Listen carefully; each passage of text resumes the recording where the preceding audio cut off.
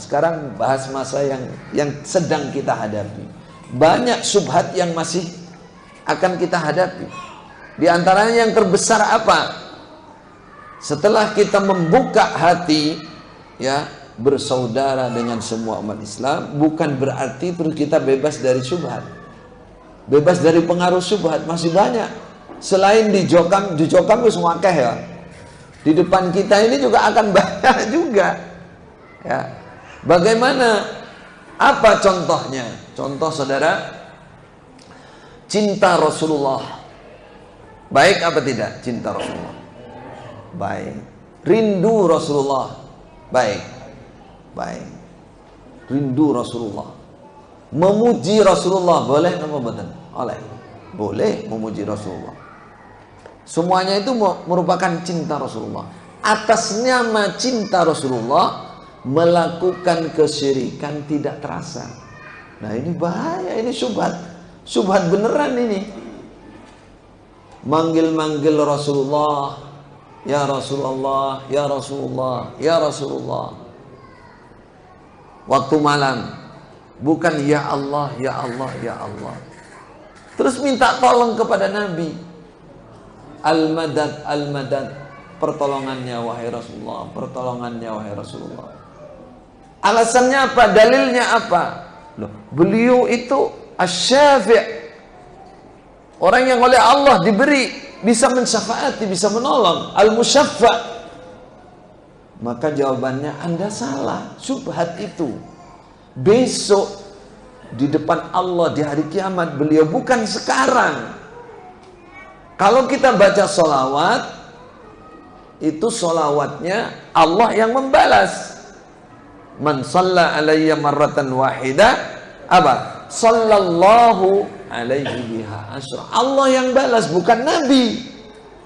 Kata Nabi, siapa yang baca sholawat untuk saya, Allah ngasih rahmat untuk dia, bukan Nabi. Jadi jangan manggil Nabi. Kalau manggil rasa cinta, ya, ingin besok bersama Nabi, dah nggak ada masalah.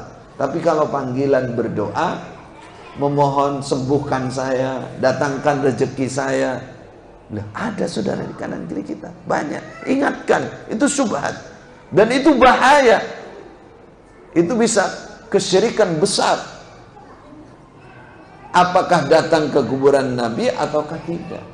Sekarang atas nama cinta para ulama, cinta alim ulama, cinta habib, cinta wali, dengan atas nama cinta timbul syubhat, menghormati, mentakzimi kelewat batas, kelewat batas.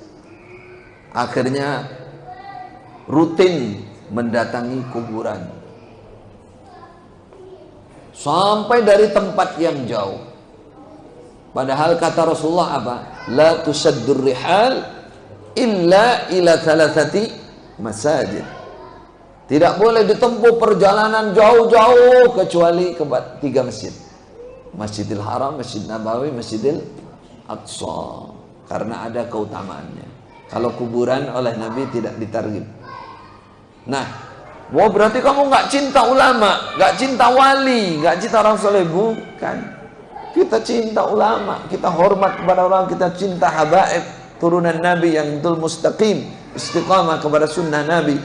Kita cinta para wali, karena kalau membenci para wali bahaya. Kata Rasulullah, firman Allah dalam hadis qudsi, man adani waliyan faqad adantuhu bil harbi. Siapa yang memusuhi wali saya, orang khusus bagi Allah, orang yang sangat dekat dengan Allah, maka aku akan perangi dia.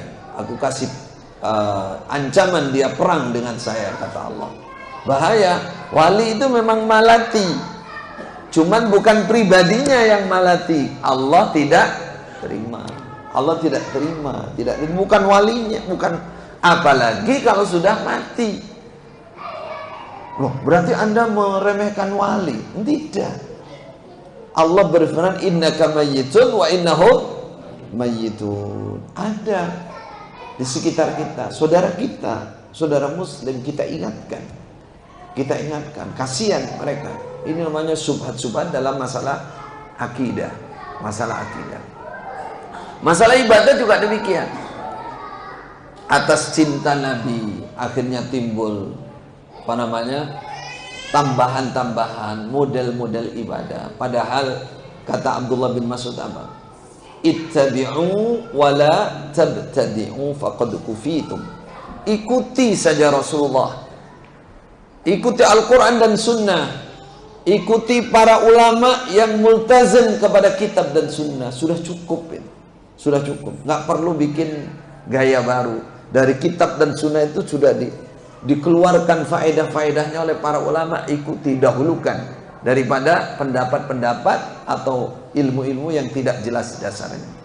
Nah, ini saudara saya mengingatkan secara khusus, baik yang ada di sini maupun di tempat yang jauh, saudara-saudara yang hijrah dari Islam jamaah khususnya, ya, karena kita melihat satu dua nggak tentu arah, kembali ke subhat juga. Ya, dulunya sudah menjadi semboyan harus Quran dan hadis, murni Quran dan hadis. Dulu kita kan perasaannya begitu, karena doktrinnya begitu. Sekarang jangan jadikan doktrin, jadikan kenyataan.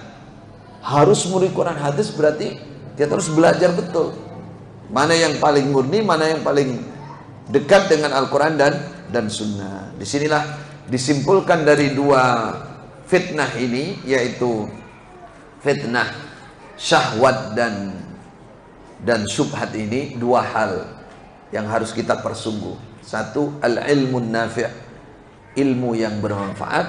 Yang kedua, al-amalus salih, istiqomahkan itu. Carilah ilmu yang betul, ilmu yang bermanfaat, dan kontinyukanlah amal soleh dalam segala apapun.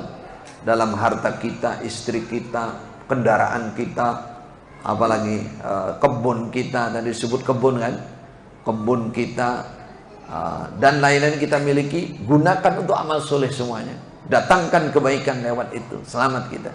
Al-amal salih ilmun nafi' wal amal salih, ilmu yang bermanfaat menghilangkan syubhat, al-amal salih menghilangkan syahwat.